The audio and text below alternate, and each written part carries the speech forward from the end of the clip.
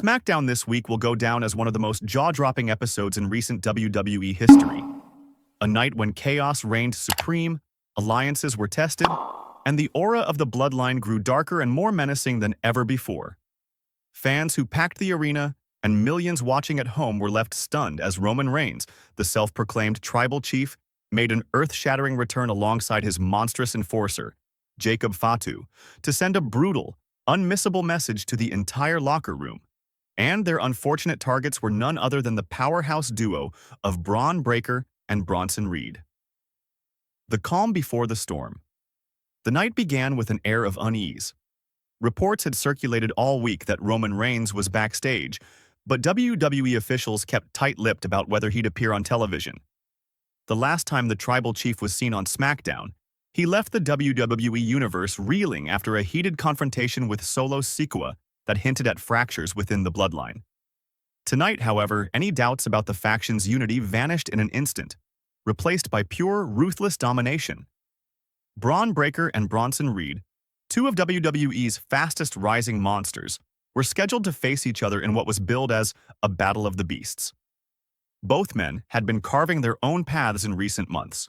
Breakker, with his freakish athleticism and explosive power, had been tearing through the roster with his devastating spear and gorilla press slam. Reed, on the other hand, had been equally unstoppable, using his size, agility, and raw force to crush opponents under his earth-shaking tsunami splash. The tension between them was real, the crowd buzzing with anticipation.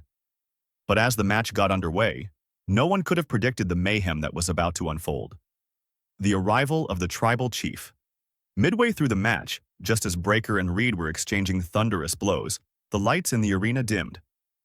The giant LED screen flickered with crimson red, and that familiar, spine-chilling phrase filled the air. "Acknowledge me." The audience erupted into a deafening roar as Roman Reigns' entrance theme hit. Dressed in his signature black and gold gear, with the undisputed Universal Championship gleaming on his shoulder, Reigns stepped out onto the stage, his cold gaze locked on the ring.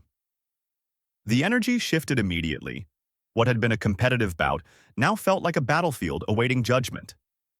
But Reigns wasn't alone. From the shadows behind him emerged a figure that made even the toughest superstars look uneasy. Jacob Fatu, the Samoan Werewolf, making his official SmackDown debut alongside his cousin. His presence was terrifying. His eyes burned with intensity, his tattooed chest glistened under the arena lights, and the fans knew instantly. This was not a man you wanted to cross. Chaos unleashed. As the duo made their way to ringside, Breakker and Reed momentarily put aside their differences, realizing that something much bigger and much more dangerous was unfolding before them. Reigns slowly circled the ring, microphone in hand, as the crowd chanted, "Tribal Chief! Tribal Chief!" "SmackDown," Reigns said in his trademark low, deliberate tone. "You've all forgotten who runs this place. You've all forgotten what dominance looks like. But tonight, I remind every single one of you, this is my island." Before Breakker or Reed could respond, Jacob Fatu slid into the ring like a predator ready to strike. The ref tried to intervene, but Fatu shoved him aside and charged straight at Reed, flooring him with a savage superkick followed by a monstrous Samoan drop. The thud echoed throughout the arena. The crowd gasped, and then cheered wildly as chaos erupted.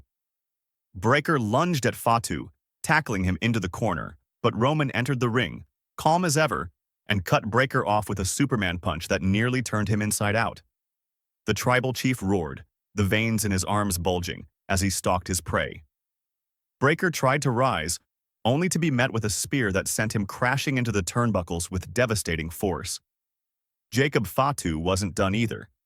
He climbed to the top rope, all 280 pounds of fury, and launched into a breathtaking Samoan splash that crushed Bronson Reed beneath him. The crowd erupted into a mix of shock and awe. The message was clear. The Bloodline was back, stronger and more merciless than ever. The statement heard around the world.